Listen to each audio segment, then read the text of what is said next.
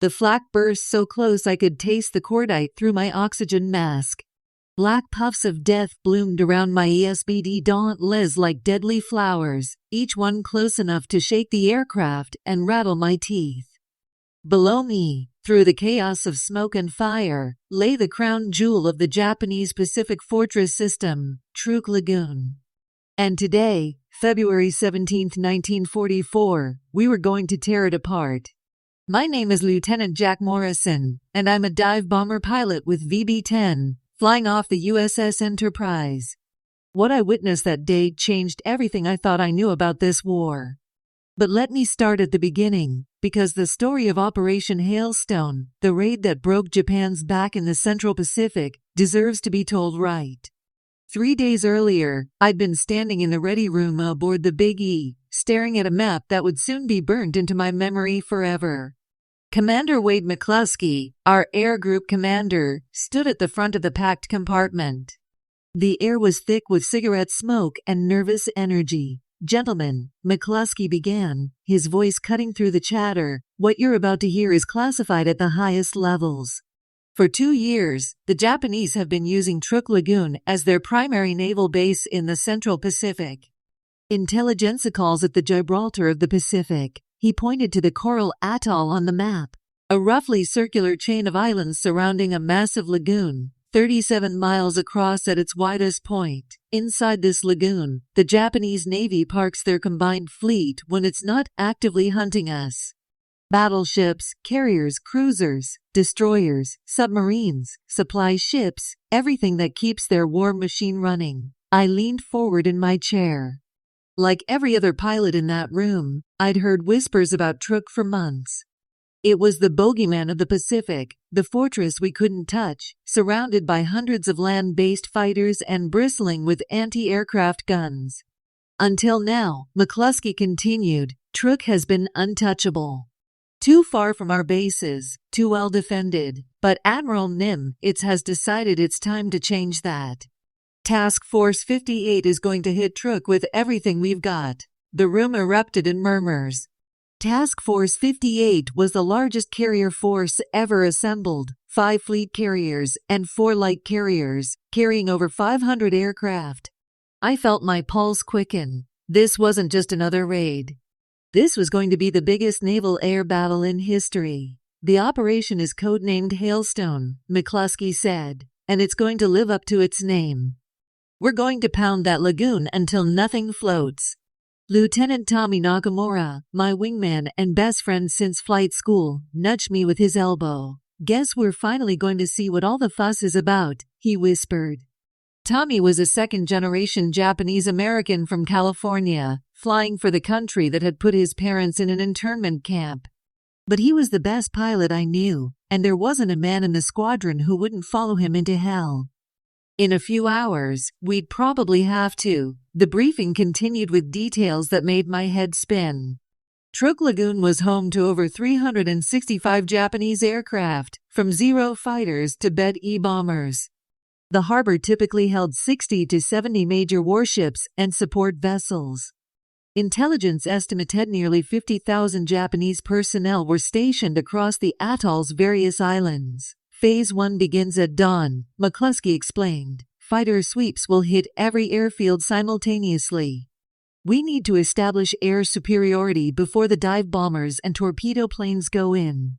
Phase 2 targets the fleet anchorage. Every ship in that lagoon is a priority target. He looked directly at me and the other SBD pilots. Dive bomber squadrons will focus on the heavy units, cruisers, destroyers, anything that can shoot back. Make every bomb count, gentlemen. We may not get another chance like this. As the briefing broke up, I lingered to study the intelligence photographs. Black and white images showed Truk's 4 major islands, Moan, Dublin, Eton, and Perim, connected by causeways and bristling with airfields. But it was the lagoon shots that took my breath away. Dozens of dark shapes dotted the protected waters, each one representing a major Japanese warship. Hell of a target-rich environment, Tommy said, appearing at my shoulder. Yeah, I replied, still staring at the photos. Let's just hope we live long enough to appreciate it. Dawn on February 17th came gray and overcast, with scattered rain squalls that would provide perfect cover for our approach. I was already in my SBD, running through pre-flight checks as the Enterprise plowed through heavy seas toward our launch position. The ship's klaxon blared across the flight deck as mechanics made final adjustments to aircraft engines. My Dauntless, Bureau number 54605, was loaded with a single 1,000-pound armor-piercing bomb and two 100-pound general-purpose bombs. The big bomb hung beneath the fuselage like a pregnant whale, while the smaller ones were mounted under the wings. It was enough explosive power to send any cruiser to the bottom. Behind me in the rear seat, aviation radioman second class Bobby Martinez was checking his twin .30 caliber machine guns. Bobby was a kid from Texas with steady hands and eyes like a hawk. In the months we'd flown together, he'd saved my life more times than I could count. Radio check, Mr. Morrison. Bobby's voice crackled through the intercom. Loud and clear, Bobby. How's our tail looking? All buttoned up, sir. Ready to give the Japs hell. At 0630 hours, the first fighters began launching from the Enterprise's deck. Hellcats from VF-10 roared into the gray sky, their blue paint schemes quickly disappearing into the morning haze. They would be the tip of the spear, tasked with sweeping Truk's airfields clear of Japanese fighters. 20 minutes later, it was our turn. I advanced the throttle and felt 36,000 pounds of aircraft surge forward down the deck. The SBD Dauntless wasn't the prettiest bird in the Navy's inventory, but it was reliable, accurate, and could take punishment like a heavyweight boxer. As the deck dropped away beneath us, I pulled back on the stick and climbed into formation with the rest of VB-10. The flight to Truk took 2 hours and 15 minutes. We flew at 12,000 feet, maintaining radio silence as we approached Japan's most heavily defended base. Through breaks in the cloud cover, I caught my first glimpse of our target. Truk Lagoon spread below us like a giant blue jewel, its coral reefs glowing turquoise in the morning sun. The sight was breathtaking and terrifying. I could see the wakes of dozens of ships as they maneuvered frantically inside the lagoon's protective barrier. Smoke was already rising from several airfields where our fighters had struck first. Tommy's voice broke radio silence from the Dauntless, flying off my starboard wing. Look at all those ships. He was right. The lagoon was packed with vessels of every description. I could make out the distinctive pagoda superstructures of Japanese cruisers, the low silhouettes of destroyers, and the massive bulk of what looked like an aircraft carrier. Beyond them, dozens of cargo ships, tankers, and auxiliaries were scattered across the protected anchorage. This is Big Dog Leader, Commander McCluskey's voice crackled over the radio. Target assignments is briefed. Dive bomber squadrons, you're cleared hot. Let's send these bastards to the bottom. My target was the heavy cruiser Agano, a 6,650-ton warship anchored near the center of the lagoon. Intelligence photos showed her bristling with anti-aircraft guns, and as we began our dive, I could see muzzle flashes already twinkling along her deck. Here we go, Bobby, I called to my rear gunner. Hold on tight. I rolled into a 70-degree dive, the classic angle that gave the SBD its deadly accuracy. The altimeter unwound rapidly as we plummeted toward the water, 10,000 feet, 8,000, 6,000. The cruiser grew larger in my bomb sight, her details becoming clearer with each passing second. The Japanese anti-aircraft fire was unlike anything I'd experienced. Black bursts filled the sky around us, so thick it seemed impossible to fly through without being hit. Red tracers from 25mm guns streaked past my canopy like deadly Christmas lights. The Agano was shooting everything she had, and her nearby escorts were adding their fire to the barrage. At 3,000 feet, I could see Japanese sailors running across the cruiser's deck, some manning additional gun positions while others sought cover. The ship was turning hard to port, trying to throw off my aim, but I'd done this dance too many times before. Steady, steady, I muttered to myself, centering the crosshairs of my bomb sight on the cruiser's forward superstructure. At 2,000 feet, I pressed the bomb release button and pulled back hard on the stick.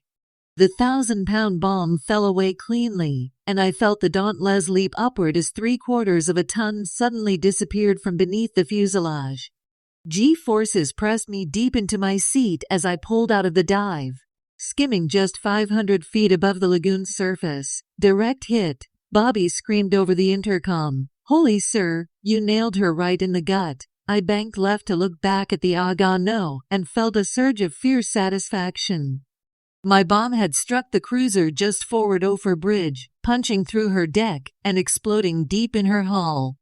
Secondary explosions were already rippling through the ship as ammunition and fuel stores caught fire. She was listing heavily to starboard, black smoke pouring from multiple holes in her hull. But there was no time to celebrate. Tracer fire from a nearby destroyer was converging on my aircraft, forcing me to jink left and right as I climbed away from the lagoon. A 5-inch shell burst close enough to pepper my port wing with shrapnel, but the toughy SBD kept flying. All around me, the air was filled with diving bombers and climbing fighters. I watched a TBF Avenger from Torpedo Squadron 10 line up on a Japanese destroyer, its torpedo dropping cleanly into the water and running straight and true toward the target.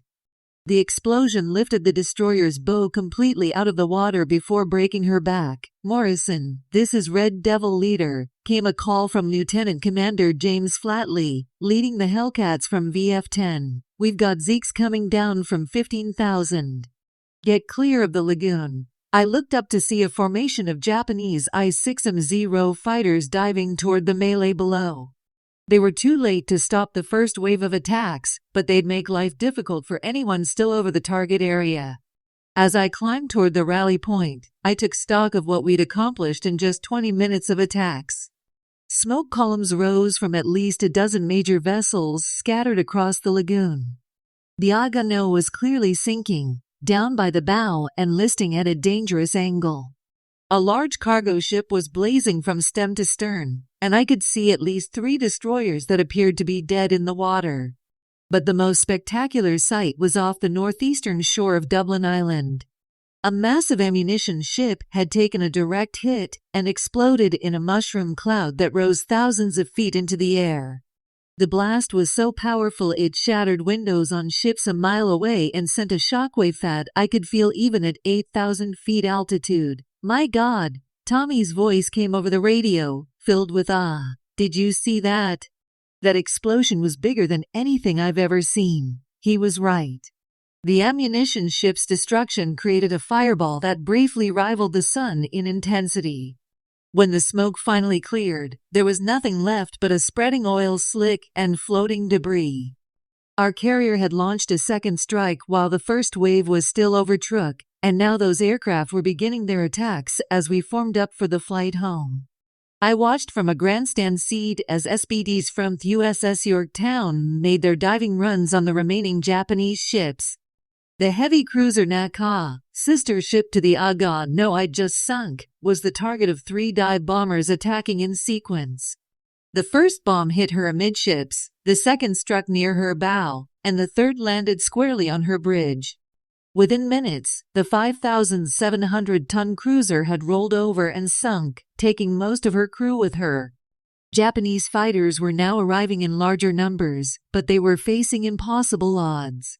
Our Hellcats had established air superiority early in the battle, and the remaining Zeros were being shot down as fast as they could climb into the fight. I watched Lieutenant Alex Vrachu, one of VF6's top aces, flame 2 Zeros in a single diving pass. His 6.50 caliber machine guns literally tore the Japanese fighters apart, sending burning wreckage into the lagoon below. The torpedo planes were having a field day with the larger ships. I could see TBF Avengers from multiple squadrons making coordinated attacks on what appeared to be the aircraft carrier Hio. The flat top was maneuvering desperately, but she was trapped inside the lagoon with nowhere to run. 3 torpedoes struck the carrier in rapid succession, and I could see her flight deck buckling from the internal explosions. Aviation fuel and aircraft ammunition created secondary blasts that sent flames hundreds of feet into the air.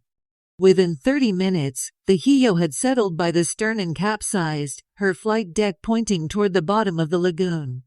"Jack," Tommy called out, "we're witnessing history here. They'll never recover from this." He was absolutely right. In less than 2 hours, Task Force 58 had destroyed the heart of the Japanese Combined Fleet's forward operating base. Ships that had terrorized the Pacific for 2 years were now burning wrecks or already on the bottom. But the carnage wasn't limited to the lagoon. Our fighter sweeps had caught the Japanese completely by surprise, destroying aircraft on the ground before they could get airborne. Airfields on Moan, Dublin, Eden, and Perham were littered with the smoking remains of bombers, fighters, and reconnaissance aircraft.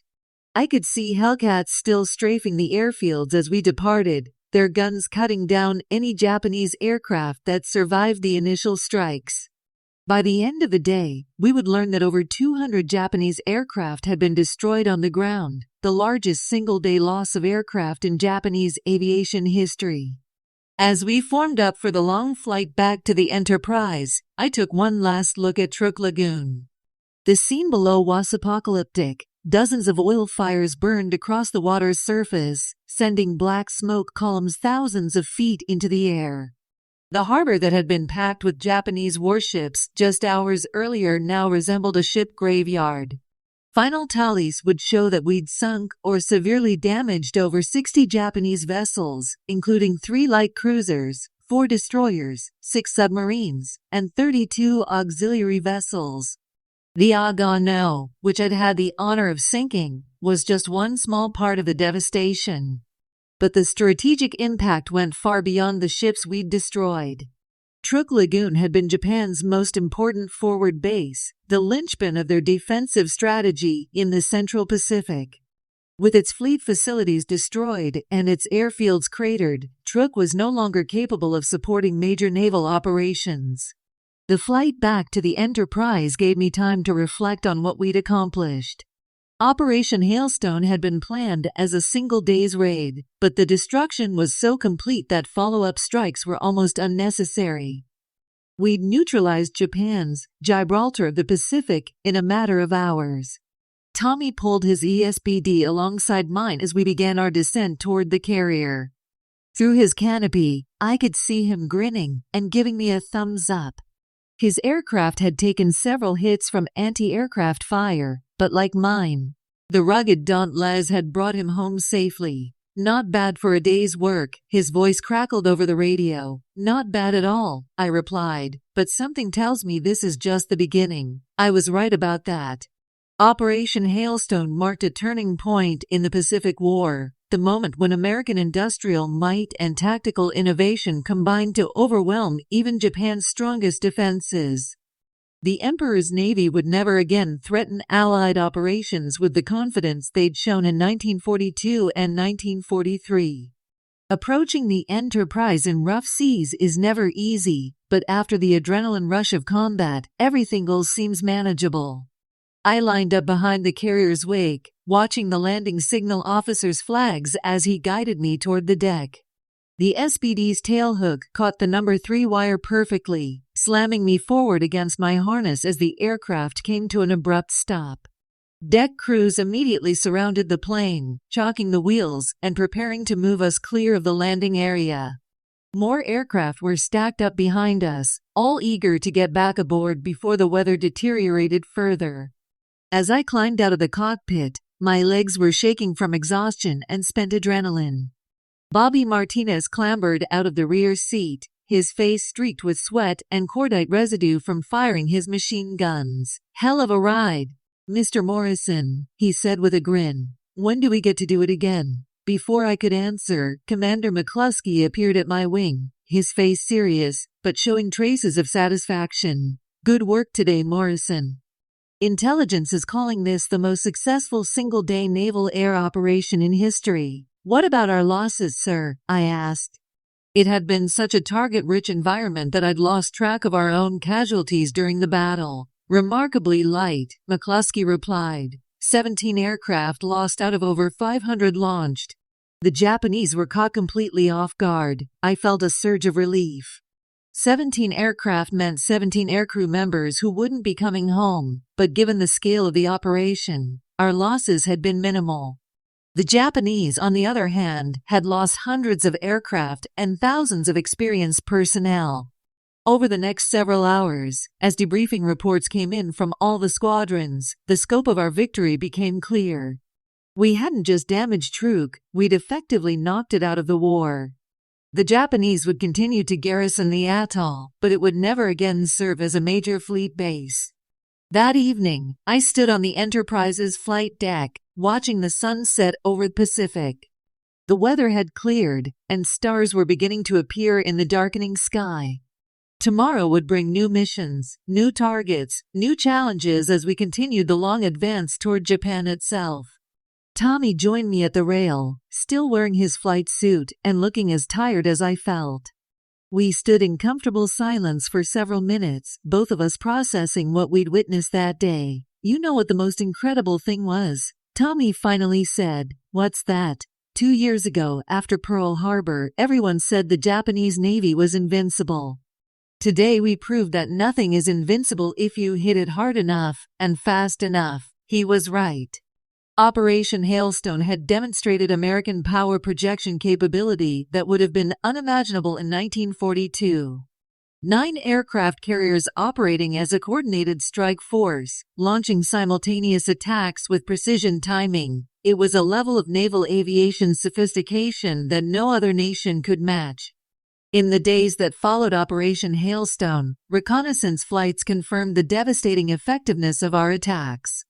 Truk Lagoon, once the most feared naval base in the Pacific, had been reduced to a collection of smoking wrecks and oil slicks. The psychological impact on Japan Samarali was perhaps even more significant than the physical destruction. If Truk could be neutralized so easily, what target was safe?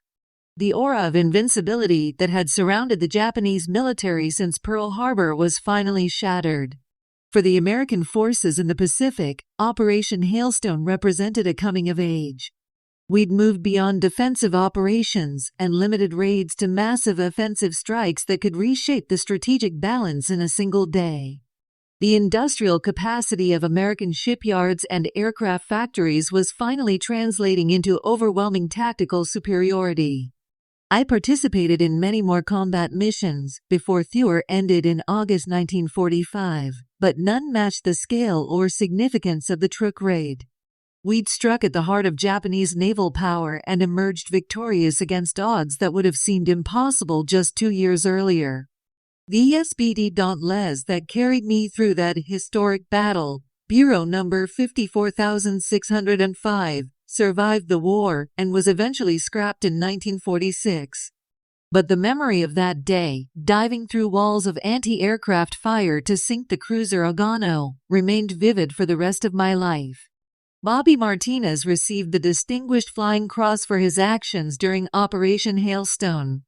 He went on to fly 30 more combat missions before the war ended, never losing his steady nerve or his Texas drawl. Tommy Nakamura was promoted to lieutenant commander and led his own squadron during the final assaults on Japan itself. His parents were released from internment in 1945 and lived to see their son honored as a war hero. As for myself, I was awarded the Navy Cross for sinking the Agano, but the real reward was knowing that we'd struck a blow that hastened the end of the war. Every Japanese ship sent to the bottom of Truk Lagoon was one less weapon that could be used against American forces advancing toward Japan. The wrecks still lie there today, 67 feet below the surface off the lagoon, serving as both war graves and artificial reefs. Divers from around the world come to explore what many consider the greatest underwater museum in the Pacific. The ships we sank in February 1944 have become monuments to the turning point when America's industrial might finally overwhelm Japan's military prowess. Standing on that carrier deck as the sun set on February 17, 1944, I knew I'd been part of something historic. Operation Hailstone hadn't just neutralized a naval base, it had demonstrated that the tide of war in the Pacific had turned decisively in America's favor. The Japanese Gibraltar had fallen, and the path to Tokyo lay open before us. The boy from Nebraska who'd enlisted after Pearl Harbor had become a veteran naval aviator, tested in combat and proven under fire. But more importantly, I'd been part of a generation that refused to accept defeat, that turned industrial capacity and technological innovation into victory against seemingly impossible odds. That's the legacy of Operation Hailstone, not just the ships we sank or the aircraft we destroyed, but the proof that free nations, when aroused to action, possess the power to overcome any tyranny. The thunder we brought to Truk that day echoed across the Pacific, carrying a message that would resonate all the way to Tokyo Bay 15 months later. We'd kept our promise to make the Japanese pay for Pearl Harbor. And we were just getting started.